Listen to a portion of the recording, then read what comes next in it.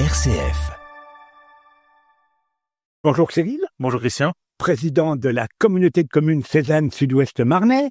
On est à 6 mois des élections municipales. Alors, sans faire un bilan exhaustif, est-ce qu'on peut quand même, vous pouvez revenir sur ces 6 années, d'autant que, il faut le dire, vous avez été élu, je crois, un des plus jeunes présidents des communautés de communes de la Marne, et à 32 ans. Et de plus, c'est quand même une expérience exceptionnelle. Écoutez Christian, j'en tire un bilan plutôt positif de ces 6 années passées au service du territoire où on a mené, avec l'ensemble des élus qui m'entourent, de nombreux projets. Je suis très fier des actions que nous avons pu mener collectivement, parce que c'était un travail collectif, c'est important de le souligner. C'est l'ensemble des élus qui sont mobilisés au service du territoire pour mener des actions concrètes. D'ailleurs, j'ai lu dans votre dernière revue que votre budget avait été adopté au printemps dernier à l'unanimité. Tout à fait. Oui, c'est le signe que notre communauté de communes est en mouvement et qu'elle travaille. Et elle travaille dans le consensus. Donc, on essaye à chaque fois de rechercher le consensus et ça se passe plutôt bien, je dois le dire. Si vous deviez ressortir en dehors de cette bonne ambiance et cet esprit de solidarité entre les communes, vous, à titre personnel? Moi, à titre personnel, j'ai eu la chance, en tout cas pendant les 6 dernières années, de travailler avec des équipes formidables au sein de la communauté de communes. On a la chance de disposer de près de 150 à 200 agents qui restent motivés, mobilisés. Donc ça, c'est, quand on est président, je peux vous dire que ça compte, parce que c'est pas le président seul qui fait avancer les dossiers, c'est un travail d'équipe. J'ai été entouré de bons vice-présidents et vice-présidentes qui ont vraiment mené à bien les dossiers à mes côtés. Quand on travaille dans ce cadre-là, vous pensez bien qu'on a envie de poursuivre l'aventure, c'est le moins qu'on puisse dire. Si vous deviez sortir une ou deux, on peut dire, opérations qui vous tenaient à cœur et que vous avez réussi à mener. Il y en a tellement des opérations, mais si je devais en citer une déjà, peut-être celle de la crèche d'Esternay, parce que c'est aussi une volonté de la communauté de communes de mailler le territoire en termes de services petite enfance. Donc on va avoir la chance de l'inaugurer dans les prochains jours, un bel équipement qui accueille 26 places, un bel écrin où que les enfants seront accueillis dans les meilleures conditions. Donc ça, je pense que c'est un des plus beaux projets que nous avons conduits. Et il y a le plan Eau 2030 qu'on mène actuellement au niveau de la communauté de communes, qui s'échelonne sur 2018 jusqu'en 2030, et qui consacre près de 40 millions d'euros de crédit, que ce soit 20 millions dans le domaine de l'eau potable, 20 millions dans l'assainissement, où l'idée, c'est bien entendu de refaire les châteaux d'eau, de refaire nos canalisations. C'est la mise en place d'un schéma directeur d'alimentation d'eau potable, un schéma directeur d'assainissement. Nous allons refaire aussi, bien entendu, des captages, des stations d'épuration. Donc, il y a déjà beaucoup de crédits qui ont été consacrés et on va continuer, on poursuit sur notre lancée. C'est quand même important puisque, comme on dit, l'eau, c'est la vie. Et effectivement, que la communauté de communes ait pris ce dossier, à bras-le-corps. De la façon, je l'ai toujours dit, je l'ai répété, l'eau est un des enjeux majeurs dans les années à venir. Donc, c'est quelque chose qu'il faut qu'on prenne à bras-le-corps. C'est ce qu'on fait à la communauté de communes. Et il faudrait aussi ajouter une chose, c'est que tous ces travaux sont permis, bien entendu, grâce aux contributions qui sont payées par nos administrés. Et moi, le message que je veux leur dire, c'est qu'ils payent un peu d'eau, effectivement, ils payent le prix de l'eau, mais on réalise énormément d'investissements sur tout le territoire, dans toutes les petites communes. Il y a encore quelques temps, j'ai inauguré un château d'eau qu'on a rénové, près de 200 000 euros à Allemand. Donc, toutes les communes rurales sont concernées. C'est aussi ça l'importance de la communauté de communes. Elle est engagée au service des petites communes. On essaye de voir un petit peu donc d'autres dossiers que vous avez menés à bien. Donc là, on a conduit aussi des opérations de rénovation des ouvrages d'art. On a lancé un grand audit en 2022. On a ciblé les ponts qui devaient prioritairement être rénovés. On a déjà commencé, il y a eu plusieurs ponts. Ce fut le cas à Anglure, 2 ouvrages d'art qui ont été rénovés, à Villeneuve-la-Lyonne.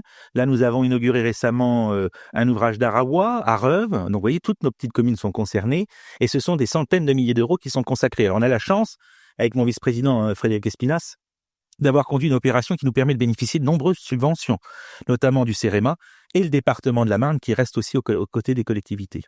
Vous avez eu l'occasion de parler dans le cadre du programme Leader, etc. Tout à fait, exactement. Et si je prends l'exemple par exemple de la crèche d'Esternay, on a presque obtenu près de 80% de subventions, donc ce n'est pas négligeable pour un équipement à hauteur d'1,3-1,4 million d'euros. On parle un petit peu de conseil de la délinquance aussi, que vous m'aviez parlé. Oui, on a mis en place il y a maintenant quelques semaines un conseil intercommunal de sécurité et de prévention de la délinquance. Il a été installé aux côtés de monsieur le préfet et de monsieur le sous-préfet, où tous les acteurs du territoire, que ce soit dans le milieu de l'action sociale, le centre intercommunal d'action sociale, des associations, des élus, des représentants de l'éducation nationale, on se met autour de la table et on évoque la problématique de la délinquance. Alors on a la chance d'avoir un territoire qui n'est pas extrêmement concerné par la délinquance, mais il y a quand même des faits qui sont constatés sur le territoire. C'est le cas par exemple de la délinquance itinérante avec des cambriolages, où on est confronté à des cambriolages qui se répètent de commune en commune au cours de soirées. Donc là, l'idée, c'est aussi qu'on renforce les liens avec la gendarmerie nationale. C'est très important. Les maires, parfois, se sentent un peu délaissés. Et donc, l'idée, c'est de recréer du lien et qu'on se mette autour de la table. Et j'ai pu constater, lors de notre première séance plénière, que les gens étaient contents de se retrouver. Il y a des actions qui sont menées, mais parfois, on ne sait pas ce que les uns et les autres font à côté de nous. Donc là, ça partage des informations. Donc, des groupes de travail vont être mis en place dans les prochaines semaines et on va essayer de mettre en place des actions concrètes parce que l'idée, c'est que ce soit pas une assemblée pléthore où on se regarde comme ça dans le blanc des yeux. L'idée, c'est de mener des actions concrètes. Avec une coordination. Exactement, avec une coordination, c'est l'esprit. Et on voit bien qu'il y a déjà des interactions qui se font entre structures qui étaient présentes à la réunion. Et ça montre qu'on peut aller encore plus loin dans des actions de prévention. Parce qu'il y a des communes qui ont mis en place donc des opérations citoyens Participation. participation. Tout à fait. Oui, il y a déjà des communes qui ont agi, bien entendu. Je pense notamment à la ville de Cézanne qui a mis en place un certain nombre d'actions, notamment pour la protection des femmes battues. Donc ça, c'est des belles actions qu'il faut qu'on regarde pour voir éventuellement les étendre sur le territoire. Et puis, il y a la vidéosurveillance. Il y a la question de la vidéosurveillance, la vidéoprotection, effectivement, qui a été abordée dans le cadre de notre réunion, une première session de travail. Et on va voir comment on l'aborde, parce que bien entendu, tout ça, c'est des coûts importants. Il faut regarder quelle stratégie on veut mener. Est-ce qu'il faut faire un maillage du territoire? Enfin, voilà. C'est des choses sur lesquelles il faut qu'on discute. Alors maintenant, on a fait un peu le bilan et on pourrait parler beaucoup plus longtemps. Maintenant, sans vouloir anticiper les élections municipales qui vont venir dans 6 mois, comment vous voyez l'avenir? Déjà, moi, je vois que le mandat se termine en mars 2026 et que du coup, il faut continuer d'agir et de faire avancer les dossiers jusqu'en mars 2026. On reste mobilisé avec mes collègues pour que les dossiers avancent. J'ai encore donné une feuille de route il y a quelques jours, il y a quelques heures même, à ma directrice générale des services à la communauté de communes, en disant qu'il y avait un certain nombre de dossiers à mener, à conduire jusqu'à la fin du mandat. Donc, on travaille jusqu'au bout. C'est comme ça que ça marche, Christian. Alors, on rappelle l'élection du président et est faite par les délégués des communes. Oui, c'est ça. C'est le conseil communautaire, une fois qu'il sera composé à l'issue des élections municipales, qui se réunira, qui procédera à l'élection du président et des présidents, ainsi que des membres du bureau communautaire. Comment vous sentez, vous qui côtoyez quand même un certain nombre de maires? Je crois que vous avez 62 communes dans votre... 62 communes, tout à fait. Écoutez, Christian, j'ai fait au cours de l'été mes 5e estivales. C'est la rencontre que je fais dans toutes les communes de l'intercommunalité au cours de l'été. Là, j'ai rencontré plus de 50 communes, j'ai rencontré près de 70 élus municipaux. On a beaucoup échangé. Alors, les élections municipales constituent une préoccupation, notamment avec la réforme récente du mode de scrutin, où il n'y a plus de panachage possible dans les communes de moins de 1000, où il y a une liste paritaire. Donc ça change beaucoup les choses. Donc les maires s'interrogent. Alors certains sont déjà en ordre de marche, j'ai envie de dire. Ils ont déjà pris en compte cette réforme. D'autres sont plus inquiets. Je pense que ça va se faire naturellement, mais c'est vrai que ça bouleverse un peu le quotidien de nos maires. Certaines communes vont peut-être avoir un petit peu de mal à trouver et la parité et le fait de trouver le nombre. C'est ça, tout à fait. Oui, après, on constate un peu une baisse de motivation au sens large. Là, en faisant le tour, j'ai constaté que beaucoup de maires allaient arrêter aussi au niveau de notre intercommunalité, parce que certains ont déjà fait 2, 3, voire 4 mandats, donc ils ont envie aussi de céder la place.